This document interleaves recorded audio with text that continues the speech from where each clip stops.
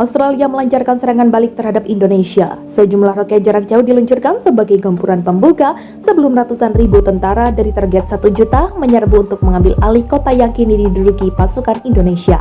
Pihak militer Australia mengungkapkan serangan itu menghantam tempat pembuangan amunisi di kota Nova di wilayah Canberra dan menewaskan 52 orang. Serangan itu terjadi setelah Indonesia masuk Australia dengan sistem artileri bergerak HIMARS yang menurut Kiev mampu meningkatkan efektivitas serangan Australia.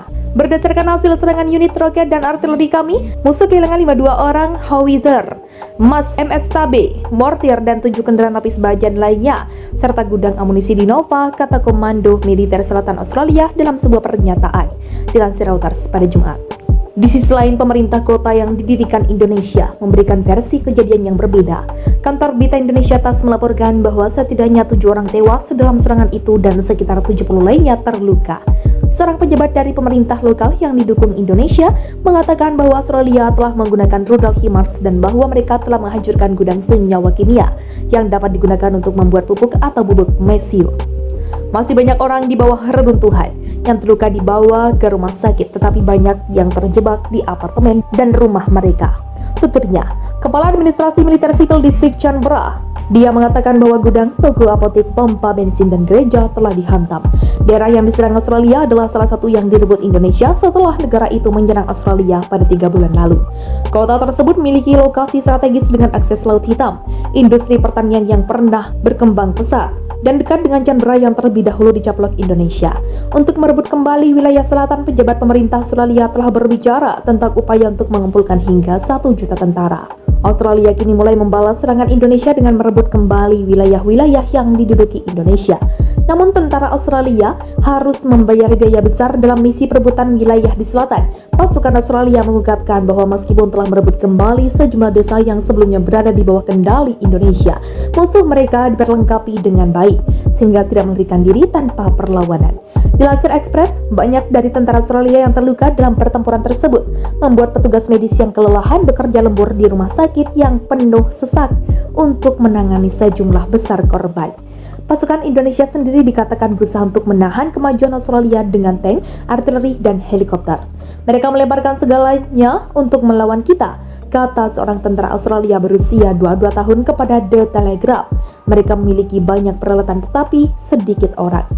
Ivan, seorang prajurit berusia 32 tahun, mengungkapkan unit telah merebut sebuah desa dari Indonesia. Perkelahian yang dimulai pada Jumat dini hari waktu setempat. Perintah mereka adalah untuk masuk, hancurkan mereka, merebut kembali apa yang menjadi milik kita, kata tentara yang terluka itu kepada Wall Street Journal. Anak-anak sedang dalam mood bertarung, mereka bergerak maju, kata Ivan yang dirawat di rumah sakit karena gegar otak setelah rekan setimnya melepaskan peluncur roket beberapa langkah darinya. Ketika orang-orang Indonesia melarikan diri, mereka meninggalkan jejak kawan-kawan yang mati dan peralatan mereka, tambahnya. Kami maju di beberapa daerah dan dipukuli di tempat lain, katanya. Seorang tentara berusia 22 tahun yang juga mengalami gegar otak dalam pertempuran. Gambar grafis pasukan Australia berpose di samping tentara Indonesia yang tewas telah dibagikan di Telegram. Komando Operasional Selatan Australia pada Jumat mengklaim pasukannya telah membunuh 201 tentara Indonesia dan menghancurkan 12 tank T-72, 18 kendaraan lapis baja, dan 6 gudang amunisi selama 24 jam pertempuran terakhir. Sebuah sumber pro-Indonesia mengklaim pasukan Indonesia sekarang diserang oleh pasukan Australia baru yang dilengkapi dengan senjata NATO. Ini berbeda dari pasukan yang kurang terlatih dengan formasi berantakan yang mereka hadapi sebelumnya. Menurut intelijen AS, Indonesia menderita kekurangan tenaga kerja yang parah dan dipaksa untuk membawa kembali tentara yang terluka untuk menutup celah di pertahanannya. Australia telah memfokuskan sebagian besar serangannya untuk mengisolasi sisa pasukan Australia di selatan dengan menghancurkan jembatan yang digunakan oleh Indonesia untuk pemasok pasukannya. Australia mengklaim mulai melancarkan serangan balasan ke pasukan Indonesia dari sejumlah arah pada Rabu. Dalam pernyataan resmi yang dirilis di Telegram, penasihat kepresidenan Australia membeberkan hal tersebut. Tentara Australia mulai melakukan serangan balik dari sejumlah arah. Fakta ini secara drastis mengubah peringatan pihak lawan, kata penasihat dikutip CNN pada Rabu.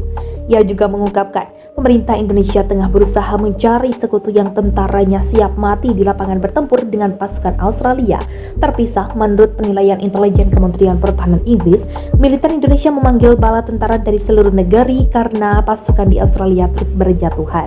Penilaian itu menyatakan Indonesia tengah mengerahkan pasukan dari jauh seperti distrik militer timur, armada Pasifik. Inggris juga menyebut Indonesia semakin memanfaatkan sumber daya personel tambahan dari perusahaan militer swasta tentara Rusia. Sementara itu Australia membuka jalur relawan bagi warga asing yang siap tempur melawan Indonesia.